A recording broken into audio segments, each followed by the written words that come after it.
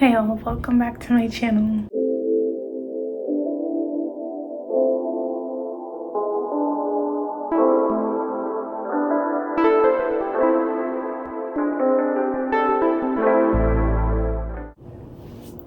Okay, setup is different.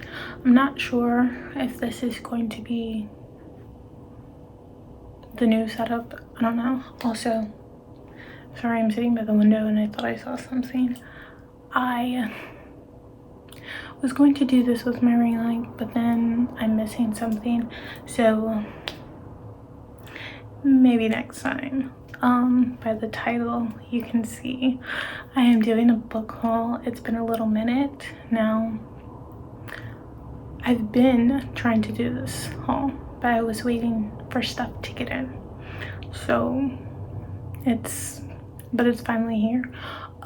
Two of the books in this haul I bought like a long time ago from Barnes & Nobles, and I've already read them, but I wanted to include them with this haul. I just didn't know it was going to be this long before I could film it. The rest of them came from Amazon, so you know how I am with Barnes & Nobles, Amazon. I'm getting books either way. And then all of these books are on sale. The Barnes & Nobles ones are on a different sale, and then, as I always mention, like Amazon books, they're usually always discounted. Very rarely are they like regular price on Amazon. Also, I will put the prices on the screen below. Well, let's get into it. First up, we have the Monarchs. Beautiful cover, so cute, y'all. By Kass and Danielle Paige, and this is the sequel to The Ravens, which has been on my channel. Now, I bought this one pretty quickly to its release date because I've been waiting for this one to come out. Also, as you can see, it was 20% off. Again, the price will be on the screen at some point as I'm talking about this book. And it was a fairly quick read. I did split this up into 2 days when I could have read it in one, but we're making books last. So, but it's beautiful. Although I've already read it and I'm not gonna get too much into it, I am gonna read it so y'all can hear about it. Also, if you have not read The Ravens, I repeat, have not read The Ravens, skip this part because this is the sequel, the continuation, also the end of the series. So it has spoilers. I will say it again. It has spoilers. Okay. Every sisterhood has its secrets. The sorority girls at Kappa Rho Nu, the Ravens, are determined to restore balance to the world. After destroying an ancient talisman and barely saving their sorority in the process, they'll go to any lengths to keep their secret at Westerly College's most powerful coven of witches. Scarlet Winter, a legacy Raven, has finally gotten what she's always wanted: the Kappa Rho Nu presidency. After the disaster that killed the sorority's last president, Scarlet is determined that no sister will fall under the sway of wicked magic ever again. But the powers of the presidency have their own pitfalls, and Scarlet has big shoes to fill. Vivian DeRoe, a freshman, finally knows what it feels like to belong. For the first time ever, she's got it all: her Kappa Rho Nu sisters and a sweet and hot boyfriend. When Scarlet assigns Vivi the coveted role of social chair, Vivi is determined to live up to her big sister's expectations, even if it means dabbling in a new form of magic. Unbeknownst to the Ravens, new rivals and ancient evils lurk on Westerly's campus. With Kappa Rho Nu's future on their shoulders and their past still haunting them, will Scarlet and Vivi be able to save their sisterhood once again? Okay, so usually when I do these book hauls, I haven't read the book, so I kind of talk about what I predict what's gonna happen in the book, or like what I feel. But in this case, I've already read the book, so I know what goes down and how it ends, and It's a beautiful conclusion. Everything I wanted was answered. I was left happy. I don't want to say too much about this book because I might spoil it, and I don't want to do that for anyone, but this book is really, really good. I highly recommend it. The series was Chef's Kiss. I love it. And as I've mentioned, I read different types of witch related books, so this was a good one. Very good series. And when I tell you the twists and the turns, bro, it pays to be nice to people. I'll tell you that. You never know who's coming in the next life, the future. Don't be rude. Moving on. Ashes of Gold. Oh my goodness. So this is the sequel and final conclusion of The Wings of Ebony duology, and I freaking loved it. Also, as you can see, I got this 25% off. So I bought those two on the same day, which these actually, I believe, came out pretty close together. So when I went in Barnes & Noble's, I was going for these two books and like another one which they didn't have, but it's fine because I got it off Amazon. But I had been waiting for this book forever because it was the sequel of Wings of Ebony, which I did not know was going to be a series until I got to the end of the book, and we still had stuff unanswered. So you can imagine how excited I was when I found out we were getting another book. And I actually didn't have to wait that long for this one to come out, so that was like beautiful. Also, I didn't say who it's by, but it's by Elle. So again, I've already read this book, so I know what's gonna happen, the ending. Again, spoiler alert, this is part A of the series, the second one in the series. If you have not read the first book, Wings of Ebony, do not listen to this because it will spoil it for you. Okay. After the murder of her mother, Rue was whisked away from her home in East Row and forced to assimilate into her father's home, Gizon, a country of magic users who are as powerful as gods. But just because a girl leaves East Row doesn't mean it's left her, especially when she discovers the dark secret behind godhood. Magic does not come without a price, and she is the descendant of those who must pay its cost. Rue resolved to right the wrongs that kept her people shackled.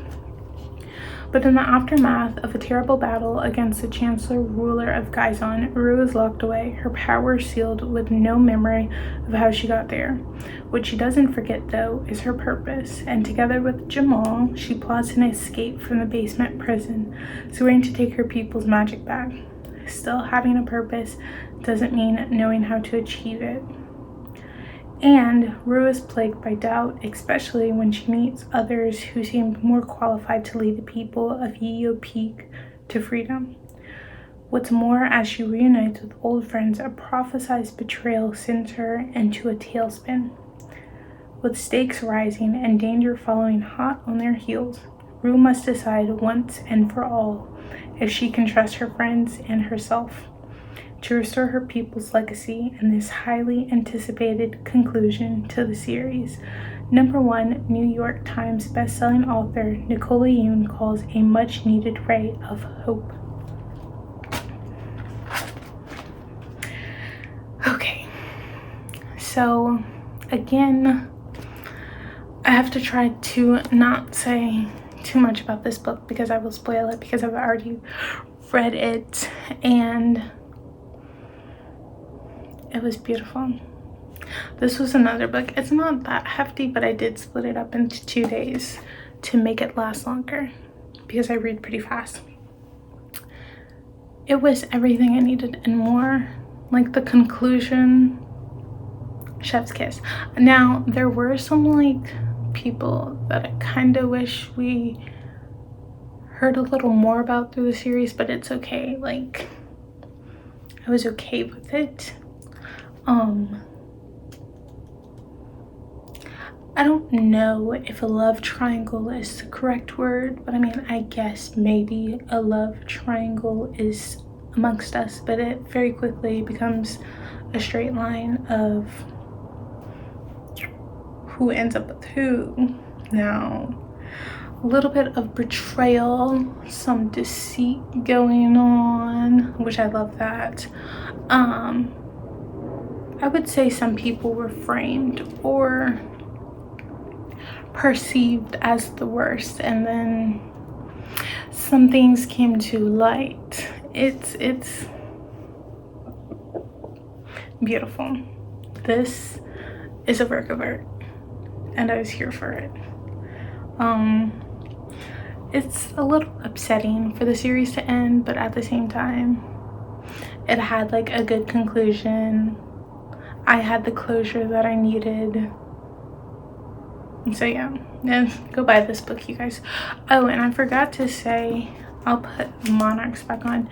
So the regular price for this one is $19.99, which I got the 25% off for this. And I forgot to say for the Monarchs, but the regular price for this one is $18.99, which again, I got money off.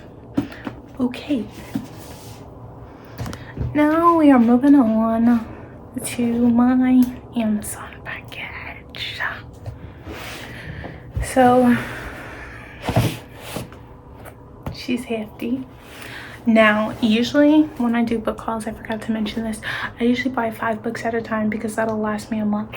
Now, this is kind of like the exception because like I had to wait for stuff to come in, as well as I bought the other 2 books separate. So this book haul has 7 books. It's fine.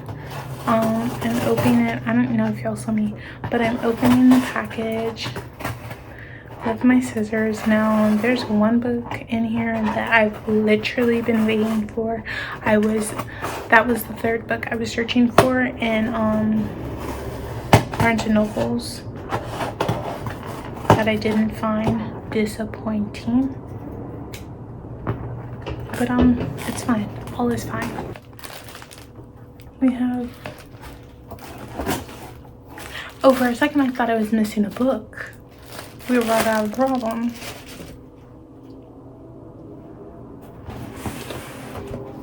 So I got all of the books in hardcover except for one.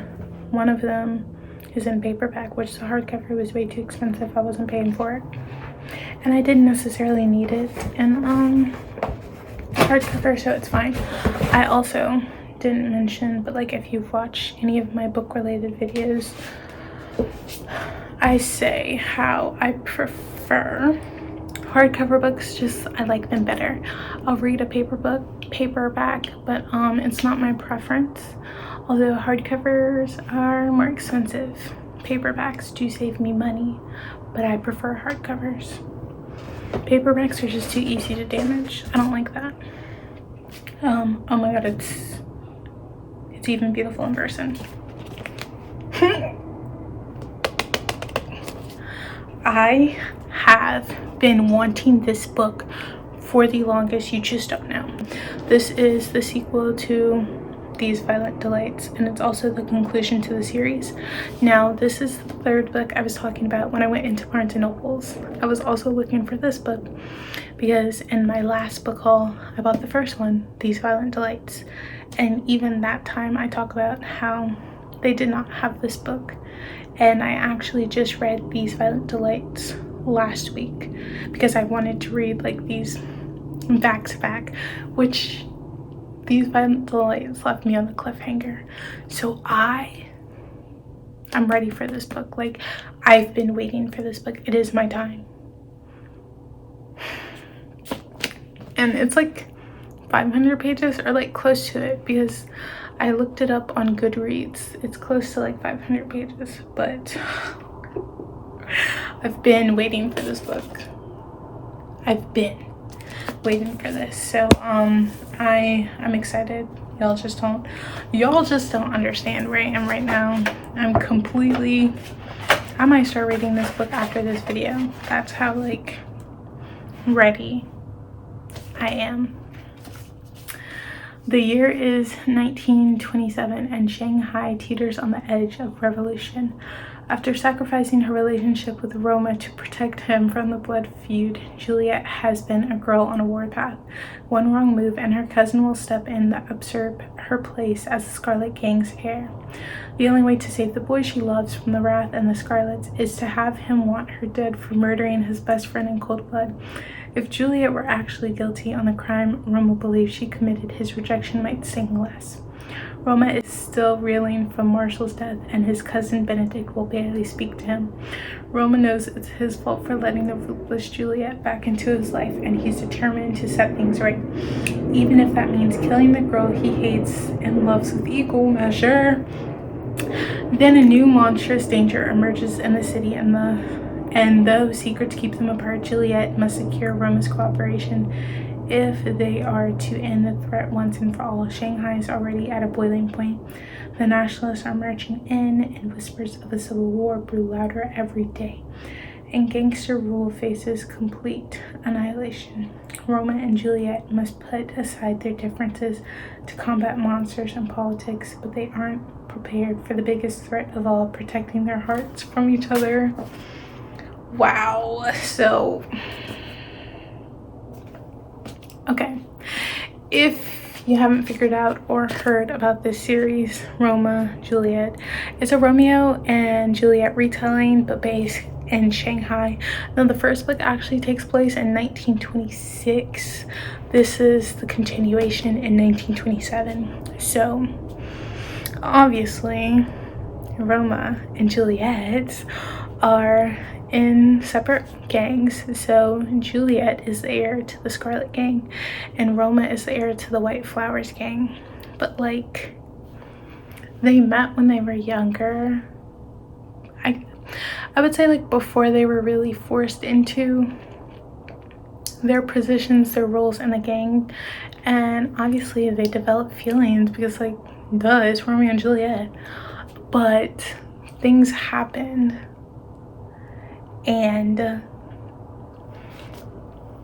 division, they don't see each other. 4 years later, Juliet is back and things are going awry. She's finally taking her place as Scarlet Gang's heir. But then, as it mentions her cousin, she has a cousin, I hate Tyler, who is like trying to take her place as the heir, and any small slip up she does, like, he's there. He wants her position and he will do whatever he deems necessary to get it. So Julia has to be on her A game. So she does the unthinkable to make Roma mad at her, because like, I have to stop because I almost spoiled the first one. I'm getting excited because something happens. So now she has to make Roma hate her, which she does, like, but like,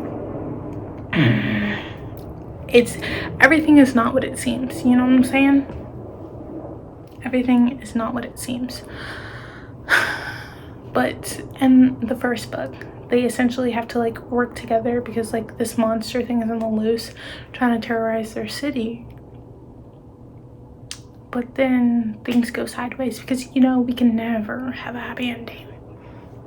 So here we are with this book. And all I'm saying is I better get the happy ending I deserve, or I don't know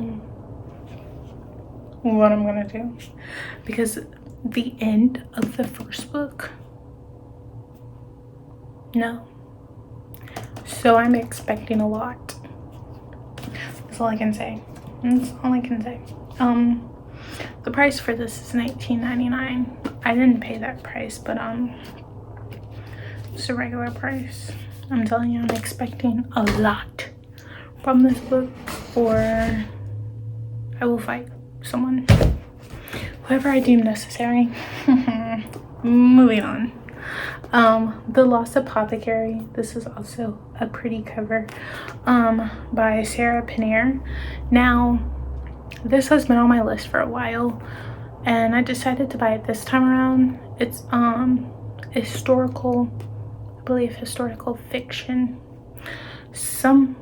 A handful of these books are historical fiction and or historical fantasy, and that just happened by chance.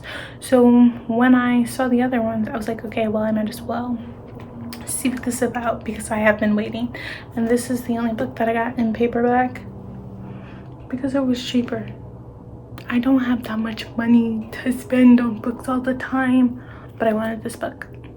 So we're going to dive into it. A forgotten history, a secret network of women, a legacy of poison and revenge. Welcome to the Lost Apothecary. In 18th century London, women whisper of a hidden apothecary shop and its mysterious owner, Nella, who sells well-disguised poisons to use against the oppressive men in their lives. Period, queen. Nella's dark world is no place for her newest patron, a precious 12-year-old named Eliza Fanning. But their unexpected bond sparks and a string of consequences that echoes through the centuries. 200 years later, aspiring historian Caroline Parcewell is running from her own demons when she discovers a clue to London's long unsolved apothecary murders. Caroline's upended present soon collides with an explosive history, binding her fate to Nella's and Eliza's in a stunning twist that transcends the barrier of time. There's so much going on. Okay, so like, I didn't know all of this was happening. Like, I chose the book. Like, I knew the Lost Apothecary people were like going there for deeds to get done, but there's a whole lot going on that I didn't know about, but I'm here for it. This kind of gives me vibes of This Poison Heart by Kaylin Byron. I've shown it on my channel before, where they have, I guess, kind of a shop like this. They sell potions, mixtures for different things, so I'm gaining it's something like that,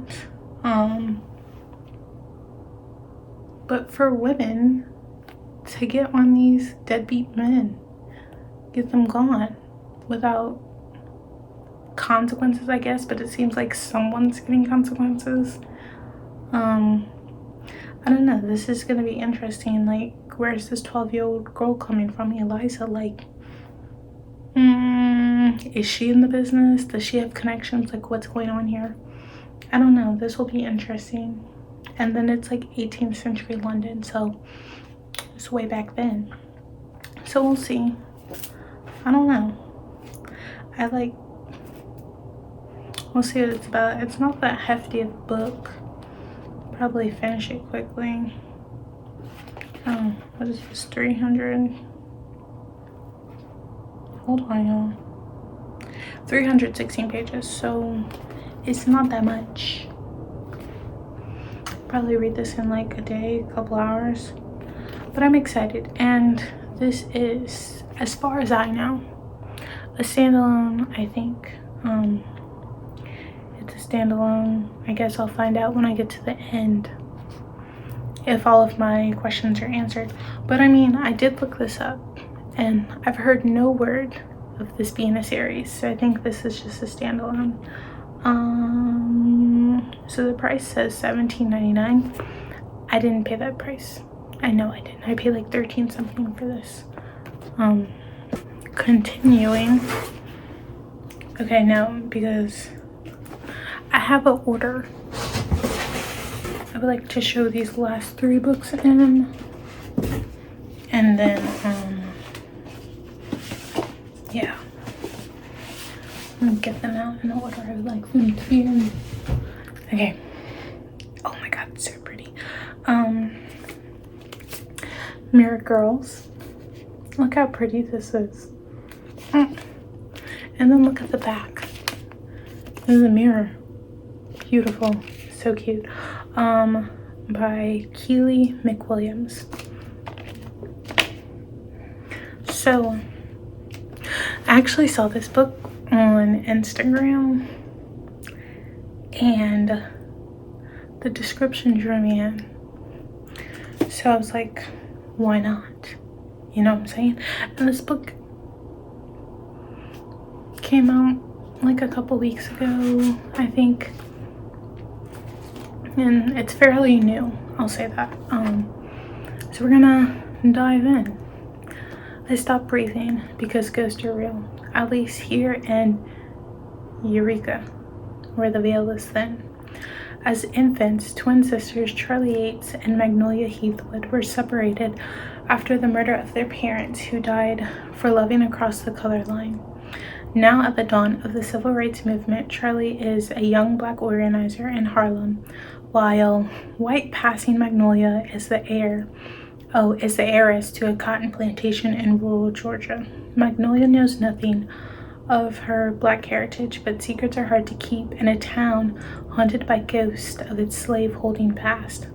When Magnolia finally learns the truth, her reaction mysteriously disappears, the sign of a terrible curse. What? Oh, her reflection mysteriously disappears. Makes more sense.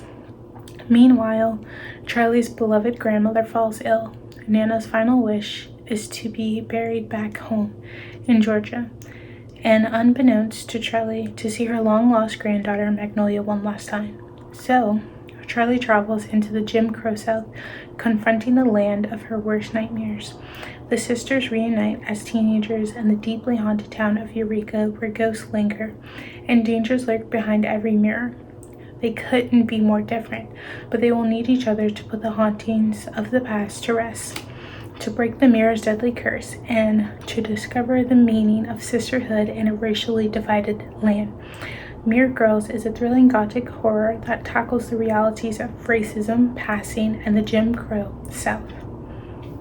Okay, perfect for fans of Lovecraft County and The Vanishing Half. So I've actually watched Lovecraft. Why can't I speak? Lovecraft County. Beautiful. It only got one season, but we're not going to talk about that. So it also used the term passing. So if you don't know, especially if you're like mixed, sometimes you can be more black passing and more white passing. So in this book, there's one twin who is white passing, and there's another one who is black passing. This also reminded me of the Netflix movie. I believe it's literally called Passing. Tessa Thompson's in it, and it's like she meets a friend she grew up with who is living as white passing. She's married to a white man. Her husband believes she's white, all of that. And Tessa Thompson, her character can actually pass as white in some instances, but she's married to a black man. Her children are black. It's sort of similar to that. I am going to read the back where it has the mirror and it has some reading on it. I don't know, assuming it's going to be in the book. Heart racing, I fly from glass to glass, wild to find my reflection in this hall of mirrors. How is it possible that not a single mirror reflects me? Though I spin a dart and turn, every mirror is the same. In every glass, I am gone. It's just as if I were a girl, never born with the name Magnolia Heathwood, as if I were already dead. So, I don't know, it drew me in. I thought this was so interesting. Also, I believe this one is historical fantasy. The other ones are historical fiction. As you can see, it's also like fairly small. It's not that big, like easy read. Let's see, 308 pages, so not that much, but I was very excited to hear about this because I thought this was like something, a cool concept to like address, and I think it's going to be interesting, especially because they're twins, separated at birth, and they live completely different lives. It's not like and it's like separate lives and separate races. Sure, they're both black and white essentially, but one is living as only knowing her black side. The other one is living as only knowing the white side because she's white passing. The other one is not. She can't pass as white. So I think it's going to be interesting. And this actually happens. There's like one time, it was like this viral twins. They were viral twins. One was brown skin with black hair, and the other one was white with ginger hair, but they were twins. So it can happen. So I think this is going to be very interesting, and I think it's just, I'm here for it. And again, as far as I know, this is a standalone. So we're gonna see. I don't know, but I am interested. I've been getting into the historical type books, so we're gonna see what it's about. I have high hopes. Like, I have high hopes. This jumped to like the top of my list of books to read, which I have a number of books, so I have high hopes. I want this to like be phenomenal. And at the end, it did mention a book, Fans for Lovecraft County and The Vanishing Half. So I got this one as well. The Vanishing Half, y'all, by Brit, Bennett.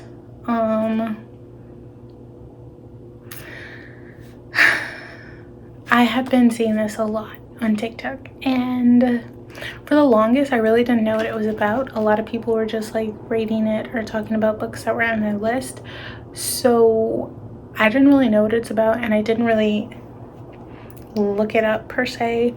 So when Mirror Girls did come out, sometimes when you look at books, it's like recommended for people who read this one. This was on it, so that's when I actually read about it. And this has kind of a similar concept, not completely, but that's why it says for fans of The Vanishing Half, because they have some similarities. So let's dive into it. Twins, inseparable as children, ultimately choose to live in two different worlds, one black, one white. The Vine sisters will always be identical, but after growing up together in a small southern black community and running away at age 16, it's not just the shape of their daily lives that is different as adults. It's everything, including their racial identities. Many years later, one sister lives with her black daughter in the same southern town she once tried to escape. Across the country, the other secretly passes for white, and her white husband knows nothing of her past.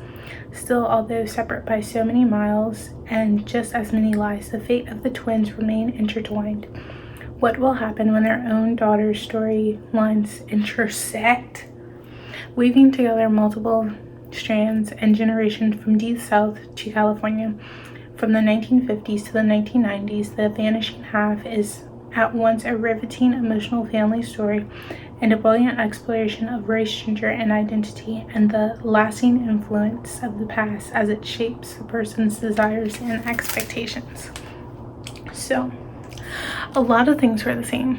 Twins, one black, one white, but the difference is these twins actually grew up together and were also looking kind of at like their adult lives. As it said, one still lives in the same southern town with her daughter, her black daughter, and one lives as white with her white husband. I did not know their children were going to meet her, so that's going to be interesting. I just want to know where this is going to go, and like kind of what the other twins' decision was, like why she decided to live as like white passing. Like, I mean, obviously at the time it does say the 1950s to the 1990s, so times were a bit different than they were now, but I kind of just want to see like what was her kind of that pushed her over the edge to say like she's actually going to do this, because she's kind of hiding who she is, and it obviously seems like she does not stay in contact with her sister. I don't know. There's a lot going on, but I'm excited. Another book that's not too hefty, but has some pages. Let's see. 343. So again, not too hefty, a light read. But this is This is exciting. It also has some of the aspects of when I was talking about the Netflix movie Passing, except that one was based on like friends. This one is sisters, but the premises of one stays in a place where they grew up, marries someone black, embraces their black side basically, and the other one moves away, marries white, and carry on to live as white. So we're gonna see. This is historical fiction. I'm excited, and I didn't say the cover, but I think the cover is cool, as you can see like the two faces and the hair. So I don't know, we're gonna see this. I'm excited. It's gonna be good. I feel it, you know what I'm saying? You know something's gonna be good. Oh my god, the price for this book is $27. I didn't pay $27. I'm sorry, I forgot to say, for Mirror Girls, this price is $17.99. I didn't pay that either, but I just like to tell you the original price. So we're moving on to the last book, which is a book that's been on my list forever to get, and while I was in this historical vibe that somehow happened, I was like, why not? The Invisible Life of Addie, LaRue. I finally have it, by V.E. Schwab, I believe. When I tell you, this has been all over Book Talk, it's been all over my Instagram, it better live up to the hype. That's all I'm saying. Now, I've read some books from Book Talk that did not live up to the hype. This one better, because not only was this book was the most expensive book I bought. It was basically like $20. You know what? The regular price for this book is $26.99. I didn't pay that. I paid like 19 something, but it was basically $20. And then I almost couldn't find this version. They had like a different version on Amazon, like an exclusive one with the blue cover that cost way more than this one. But then I found this one. I was like, thank you, I could save myself a little coins. My god. But I really wanted the book, so here we are. So I have it now. What's done is done. But all I'm saying is it better live up to the hype, because I have very high expectations of this. Now let's dive into it, you guys. Never pray to the gods that answer after dark. France, 1714. In a moment of desperation, a young woman named Adeline meets a dangerous stranger and makes a terrible mistake. As she realizes the limitations of her partisan bargain, being able to live forever without being able to be remembered by anyone she sees, Addie chooses to flee her small village as everyone she once held dear is torn away. There are still dreams to be had and a life to live, and she is determined to find excitement and satisfaction in the wide beckoning world, even if she will be doomed to be alone forever, or not quite alone, as every year on her birthday, the alluring Luke comes to visit, checking to see if she is ready to give up her soul. Their darkly thrilling game stretches through the ages, seeing Addie witness history and fight to regain herself as she crosses oceans and tries on various lives. It will be 300 years before she stumbles into a hidden bookstore and discovers someone who can remember her name, and suddenly everything changes. Girl, what? Okay, so, and then on the back, it says, a life no one will remember, a story you will never forget. So when I first heard of this book, it reminded me of the movie The Age of Adeline, with Blake Lively, where she dies but comes back, and like when she comes back, she doesn't age. But people can remember her. I mean, if they have that good of a memory. But like, she doesn't age. I think, I don't know. she was either like 20 something or 30 something when the accident happens, and like she's stuck at that age forever, which causes her to like move from place to place, obviously, because unlike this book, people can remember her, so like she can't stay there for too long or like questions arise. But like in the middle of all that was going on, like she ends up having a kid, so she obviously has to tell her kid, but it's like weird because her kid gets older than her and she can't really have a relationship. But in the end, she has an accident again and it fixes time for her, and then she starts aging again, and she ends up like falling in love with this guy who she actually had a relationship with the guy's father way back when. But like that's a whole nother thing. I just like spoiled the movie, but the movie's been out for a while, so I don't want to hear it. I don't. But it's good. It's a good movie. So it's like, it reminded me, like when I heard of this, that's what I thought of like the first thing. So this will be interesting. I mean, I would not personally want to live forever because like everyone you know is gonna like die. You can't really make connections with people. You're always gonna have to meet new people, but then like they die and you don't. And then it's a bit interesting, like this Luke character is always visiting her, asking if she wants to give up her soul. So I guess it's kind of like, do you want to, so you can go wherever, I don't know. But then 300 years later, bro, imagine living 300 years and finally someone remembers you. That's low-key suspect, but also like 300 years on the earth. You've lived for 300 years. I couldn't imagine that. But I don't know. I am excited for this book. Again, this is another historical fiction book. As you heard, it takes place in 1714. A long time ago.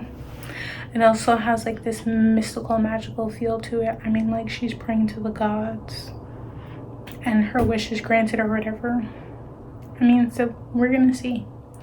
I do have high hopes for this book because TikTok made it seem like one of the best books on the world, on the planet, and the universe. So it better be. But she's also not that thick, but she's thicker than some of these other books. Let's say, okay, Paige is coming. So 442. Yeah, I'll probably split this up into 2 days, but I'm excited for this book and I've been meaning to buy it. I finally bought it. So we've reached the end of my book haul. I've been waiting to film this video. I've been waiting for everything to come in. I've also been waiting for a while to read a lot of these books. So, you know, keep a lookout. Some of these might be on my book recommendation video. You never know. So, again, I'm just going to show all y'all my books again that I got. And we'll close this bad boy out. So, The Invisible Life of Addie LaRue, B.E. Schwab. The Vanishing Half by Bennett. Mirror Girls by McWilliams. Keep it going. The Lost Apothecary by Sarah Piener. Also, I'm sorry if I'm saying these names wrong. I try my best. Our Violent Ends by Gong. And then those are all of my books that I got from Amazon. Then, Ashes of Gold by Elle from Barnes & Nobles. And then The Monarchs by Kass and Danielle Paige. Those are all of my beautiful books. And I'll see y'all in the next video. Whatever that is, whatever I'm doing, because I have no idea at this point. I'm going with the flow. But yeah, I'll see y'all then. So if you like this video, please give it a thumbs up. If you would like to see more, please hit the subscribe button down below. Peace and blessings, my loves.